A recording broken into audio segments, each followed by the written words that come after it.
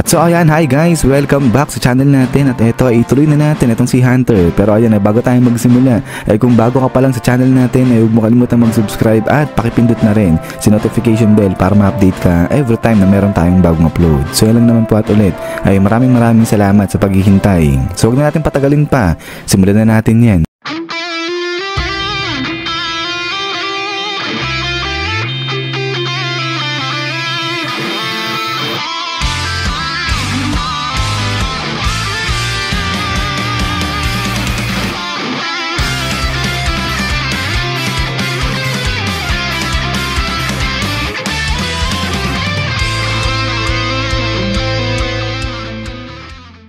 At so nung sa nakaraan ay dito nga tayo natapos sa pag-approve ng nakatataas sa proposal nito ni Bagotillo. At so now, ang continuation niyan is balik ngayon dito yan sa pag-uusap ni Chidel at saka nga ni Bian Netero. At dito ay pinag-uusapan na nila yung Kakin at saka yung V5.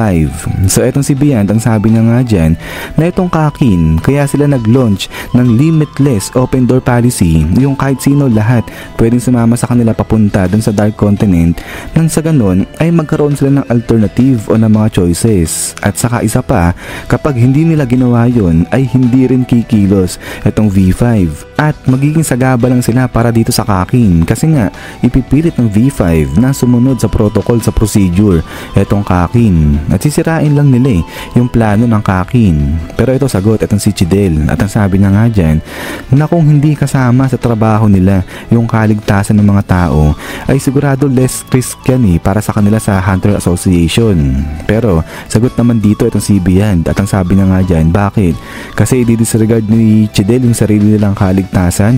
Ang tapang naman daw nito ni Chidel, sabi niya ganyan. Pero ko-questionin daw nito ni Bian yung sa pagdating naman sa leadership ni Chidel. Kasi nga kapag nangyari yun na kunyari hindi kasama sa trabaho ng Hunter Association yung sa pag-aalang-alang ng kaligtasan ng mga tao ay hindi na raw nila pwedeng gawing excuse yan kapag nag-fail itong Hunter Association. So ibig sabihin, kapag nag-fail sa mission itong Hunter Association, hindi nila pwedeng sabihin na isinaalang-alang kasi nila yung kaligtasan ng mga tao. Kaya hindi sila masyado makakilos ganyan, kaya sila nag-fail. So may point naman dito itong si Bian. Pero sagot na nga dyan itong si Chidel. At ang sabi niya nga dyan na huwag intindihin ni Bian yung Hunter Association. Ang intindihin niya ay yung sarili niya. But then ay dito napasalita bigla itong si Kanzai at ang sabi niya nga dyan na wala talaga, hindi niya maintindihan yung pinag-uusapan ng dalawa. So kaya ito sagot na itong si Kabayo at ang sabi niya nga dyan, ganito lang yan. In short, itong si Bian Netero, nagkaroon siya ng ticket papunta dun sa Dark Continent. In exchange o yung kapalit nun ay gagawin niyang Legendary King, yung hari nga ng Kakin. But since na walang magawa yung V5 pero ayaw magpatalo ng V5 at ayaw nilang mawala yung kanilang dignity, kaya ang ginawa nila, hinire nila itong Hunter Association para sila nga yung mag-asikaso, yung mag-babysit dito kay Bian Netero. So ang ibig sabihin, kapag nag-fail itong Hunter Association ay ligtas pa rin yung dignidad ng V5.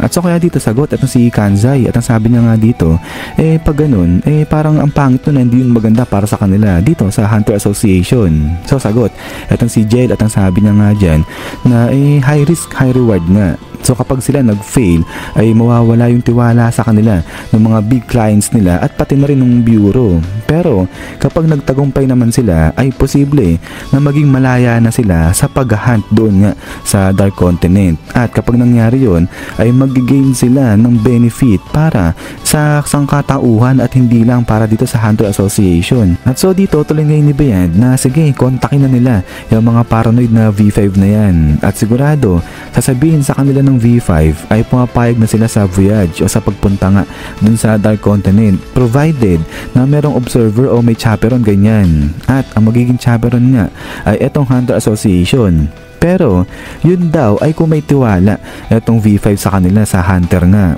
So ito tuloy ngayon ni Bian na challenge niya ngayon itong sila Chidel. Kasi nga yung totoong laban nila ay doon yan magaganap sa Dark Continent. So sasama raw ba, pupunta raw ba sa Dark Continent etong mga to. So ito nga, hindi makasagot ngayon dyan si Chidel, medyo natahimik siya. Kasi sabi na nga dyan na talagang battle nga itong kinakaharap nila at kinakailangan na itong buong Hunter Association ay lumaban nga rin daw. At so dito sagot na itong si Chidel at ang sabi niya nga dyan, sige, kung lahat ng yan ay totoo totoo ay tinatanggap niya itong challenge ni Bian. Pero bago yan ay marami pa siya na dapat i-confirm. Pero dito nga sagot na itong si Bian, tawa-tawa na nga siya at ang sabi niya nga dyan na sige, i-confirm lang ni Chidel lahat ng gusto niya i-confirm at sasagot naman itong si Bian. Pero ito nga, biglang tahimik, titigan ngayon itong dalawa at sa loob-loob ngayon ito ni Chidel na sabi niya na nga ba na itong si Bian Netero talagang malupit na kalaban at ito nga, handa nga raw kasi na itong si Bian Netero na gawing stepping stone lang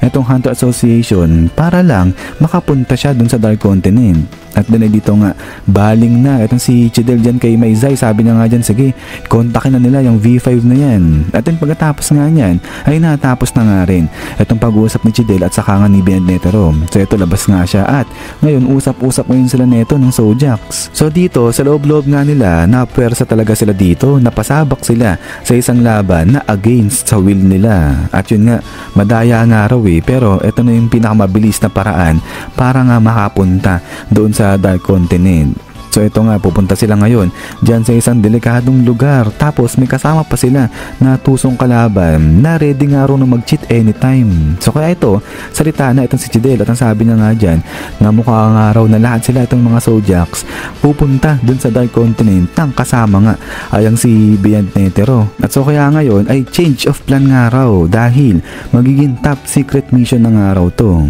At so dito ay salita itong si Kanzai, sabi niya nga dyan na mukhang lahat sila ngayon ay magtutulungan, magsasama-sama sila itong mga Zodiacs.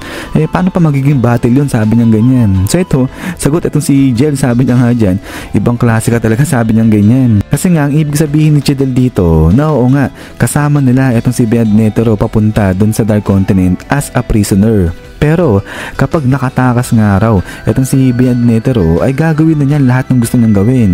So kaya nga ang ibig sabihin, dapat nilang bantayan na maigi, dapat nilang kontrolin itong si Bian Netero habang kinakalaban yung mga kasamahan ni Bian Netero. At habang inaasikaso rin gumagawa sila ng solusyon doon sa mga calamity o sa mga halimaw na kakaharapin nila doon sa Dark Continent. So lahat nga raw nang yan, sabay-sabay na mangyayari dito pa sa lugar na wala silang kaalam-alam. So hindi nga nila alam kung ano yung atake sa kanila dyan. So madugo talaga itong trabaho ng Zodiacs kasi nga yung mabuhay lang dyan sa Dark Continent napakahirap na Tapos ngayon kailangan pa nilang asikasuhin, intindihin itong si Bian saka nga yung mga kalaban dyan. But anyways, ay after nga dyan ay dito ngayon chismisan itong mga Zodiacs. Ito sabi nga ni Maizay, pero yan nga diba kaya tayo hunter, sabi niya ganyan. So kaya nga ito si Chidel, sabi niya sige mag-prepare na tayo. Habang ito namang si Ginta, sabi niya nga dyan, sana sa midway ay magkabati-bati sila niya nila Bian, magkaayos sila. Tapos yun, maglakbay na lang ng payapa dyan sa Dark Continent. So ito nga sabi ngayon ito ni, nakalimutan kong pangalan ito ni Ibon, sabi niya nga dyan na naginip na naman ng gising itong si Ginta. At so dito ay lapit na itong si Sacho dyan kay Chidel. At ang sabi niya nga dyan na sila na yung bahalang magbantay kay Bian. So payag naman dyan itong si Chidel. Sabi biglang lakad na nga itong si Chidel at biglang tingin ngayon siya, harap siya ngayon dito kay Bian. Sabi biglang sabi na maghanda nga raw itong si Bian dahil magiging mahaba talaga itong pagkakakulong niya. At so dito tingin lang itong si Bian at ang sabi niya nga dyan na sige lang, maghihintay siya kahit gaano pa yung katagal. But then ay pagkatapos niyan is yan guys, so hanggang dito lang muna itong video natin na to. So ayan ay pasensya na ngayon lang, pero yung sa kasunod nito ay mamaya siguro mga hapon o gabi ganyan, ipe-present ko na kagad sa inyo yan. So yun lang naman guys, at ulit ay maraming salamat sa paghihintay at sa panonood dito kay Hunter natin. So lagi mag-ingat, kita-kits tayo ulit.